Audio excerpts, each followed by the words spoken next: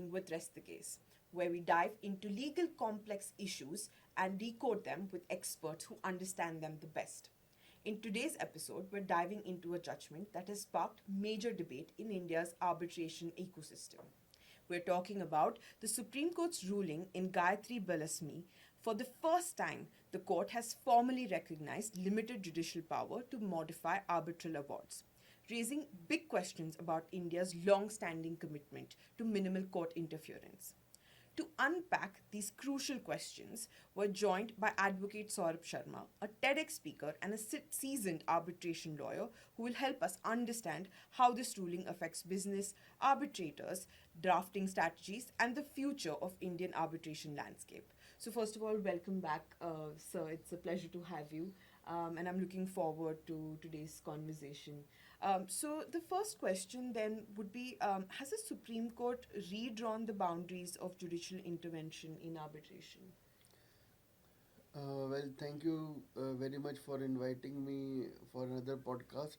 Uh, the Before we, plunge into the details of Yeah. the case, I would quote Mr. Nani Palkiwala. He once said that the civil courts are like the Rolls Royce of 1908 when the Civil Procedure Code was drafted. Yeah. But arbitration is like a Maruti 800 car which will get you to the same destination in lesser time and dramatic less fuel consumption. So arbitration is the need of the hour. It has always been the need of the hour. Correct. And this judgment has helped the arbitrators to achieve for what purpose the act was drafted in the first place. Right.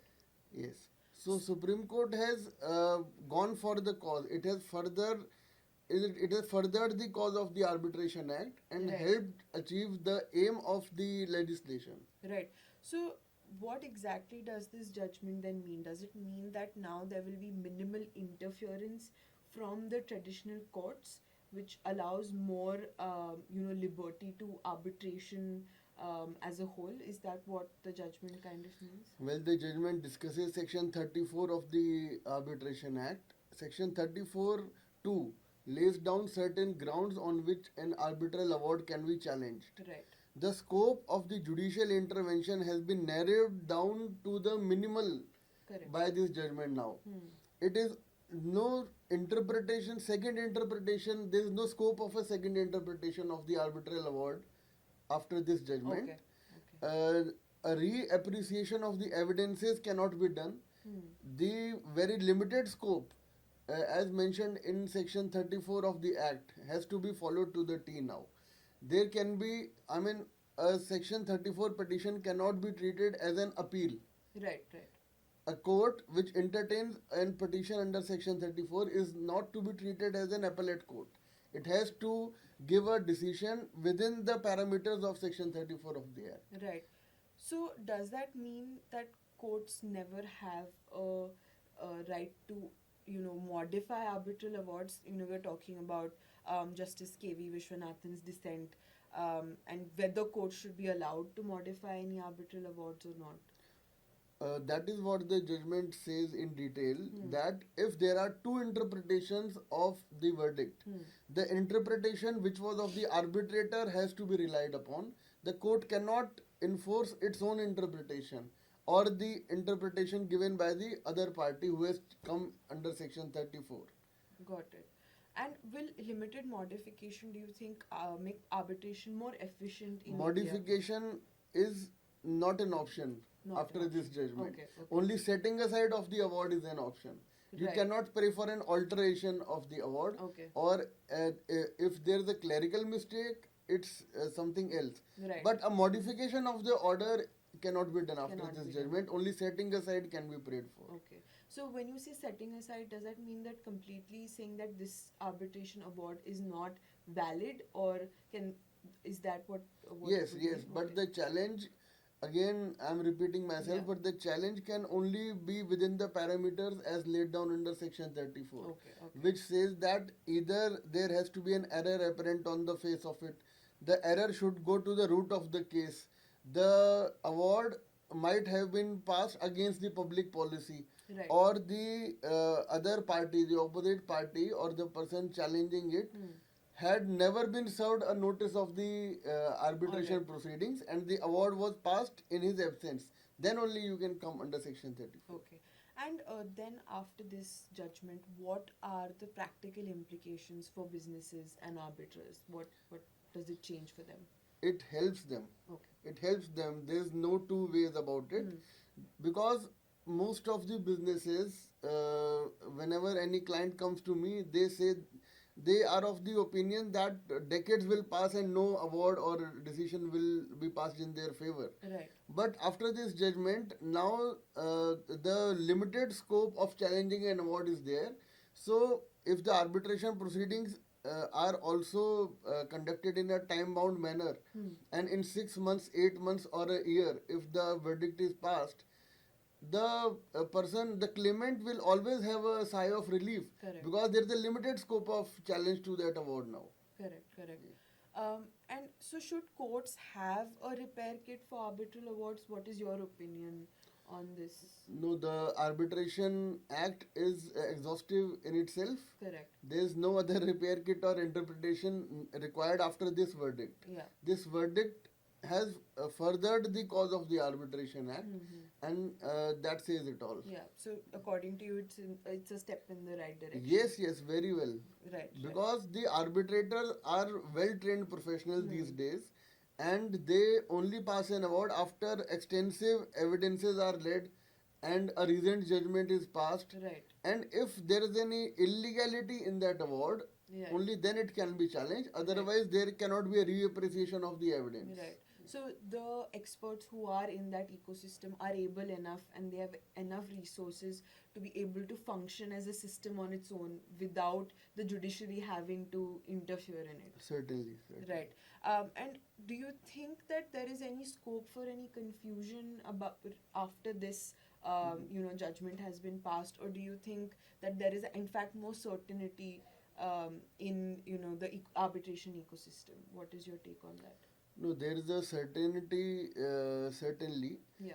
The need for training of the judicial officers is required, Right. because in metropolitan cities, obviously the judges are well trained. But in the judges of smaller towns, Right. where the judges may not be aware of Right. the recent judgments and the laws laid down by the Honorable Supreme Court of India, so training as far as Section 34 of the Act of those judges is concerned. Yeah, so that is updating the required. ecosystem Yes. in accordance to now the judgment is important. Yes. Right. Can we maybe look at comparison of before this judgment was passed? What do you think were the challenges or the limitations because of which now they have the Supreme Court has come up with this judgment? Look, whenever a law is comes into force, Yeah. always interpretations are there, judicial intervention is required. High courts and Supreme Court have to interpret the laws Correct. as per the needs of the times. Right. Even when Commercial Courts Act was enforced, Section 12A of the pre-litigation mediation was made mandatory. But now the courts are relaxed Right. regarding that also. Then there was a stringent provision of limitation for filing written statement in commercial courts. Now the courts have relaxed that as well. So similarly, the arbitration laws have developed over a period of time. Right. Earlier, under the garb of Section 34 of the Act, lawyers used to file almost a second appeal. The appeal, it was treated like a civil appeal in a court of law. Right. And Like- all the grounds that were taken before the arbitrator, they were reiterated in the Section 34 petition. Yeah. But after this judgment and over a period of time, the courts have understood that by that you are only putting the litigant into a vicious circle of time. Correct. Because after the Section 34, they will again come till the Supreme Court and contest the matter. But now the courts have limited the scope. Right. The final word is that only under the provisions of Section 34(2), if any of the grounds is not made out, the courts will not intervene with the award. Got it. So say, for example, how in your normal judicial courts, like you go to a say sessions court. If you're not happy with their judgment, you move to a higher court, and so on, right? You would go to a sessions court, Right. a district court, high court. What in then here? How does that system work then? Because you're saying that if an arbitration award is given, it's kind of final unless some of the Grounds of Section 34 are met yeah, out. and Right. only then you can appeal it. So then, in case, say, an arbitration award is given out and a particular party is not happy with that, what is then their, say, sort of The remedy. Yeah, remedy to. The only remedy is under Section 34, Okay. the various grounds that are laid down. Okay. If the case of the person who is not happy with the Yeah. award falls under any of those grounds, Okay. and those grounds have a very limited purview, Okay. you cannot seek reappreciation of the evidence or Right. the facts or the record. Right. Yes. Right. So, would you say that is in any way a limitation for No, this judgment? no. It's not? But because the very purpose of the Arbitration and Conciliation Act was to promote businesses, Right. to help people recover their money, Correct. to get decisions faster. Faster, yeah. Otherwise, we always had the litigation adversary system of justice in our courts. Right. The whole purpose of bringing the Arbitration Act was giving a speedy remedy to the Right, person. right.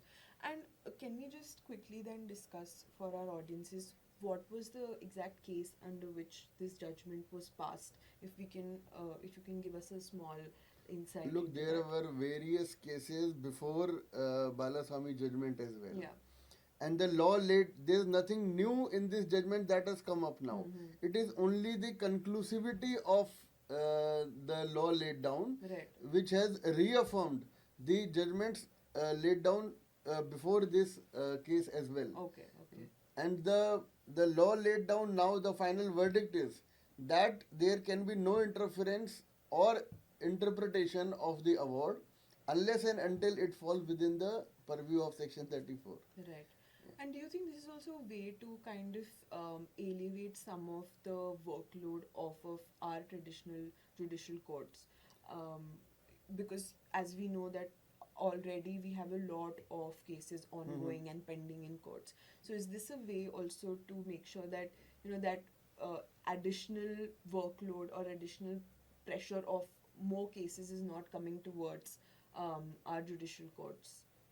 Do you think that it kind of relieves them from that additional Yes, it stress? does. Yes, it does. And more than that, it is also a win-win situation for the parties who Yeah. have come for the arbitration. Definitely, yeah. Because Arbitration Act has somewhat originated from the Contract Act, which says that if there is a meeting of two minds, Yeah. only then an agreement comes into force. Correct. So, by way of an arbitration agreement, they vest the power to adjudicate their claims or dispute in a single person by mutual consent. Correct. So, whatever verdict comes from that person, both people have to agree to it. All right. Yeah, I think we have covered almost all the questions that we had about this judgment and how it changes the arbitration ecosystem in India. Do you have any closing thoughts about the discussion that we've had today?